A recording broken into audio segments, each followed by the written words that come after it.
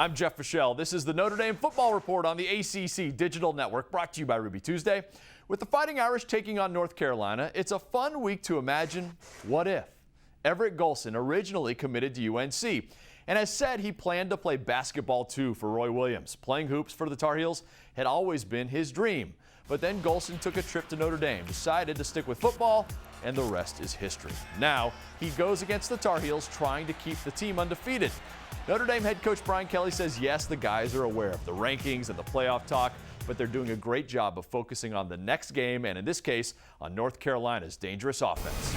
We're going to have to play well, as we've talked about each and every week. We've got to get better offensively. We're going to have to score points because this is going to be, a game where there's going to be points put on the scoreboard, and we've got to hold up our end offensively and take care of the football. There are too many guys in here that just want to play.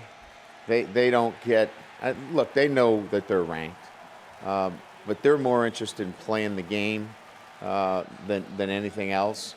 And then the veterans that we have here have been down this road before. They've been undefeated, and they know what it takes and what you have to put in to beat an opponent when you're at Notre Dame. So I've got a good balance. I've got some veterans that have been through it before, quite a few, that is.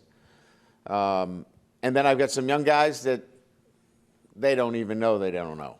They just want to play. So it's actually a pretty good mix of guys in that respect. Kelly won't come right out and say it directly, but it sure sounded to me like he hinted that this is a good matchup for the Notre Dame defense. You see, he says this week his defense is in trouble if teams are going big with 2 running backs and 2 or 3 tight ends. But they do better in situations where teams only use 1 back and 1 tight end. In Carolina's spread attack, going jumbo just isn't really an option ever. It's always a chess match, isn't it? I'm Jeff Fischel. That's the Notre Dame Football Report on the ACC Digital Network, brought to you by Ruby Tuesday.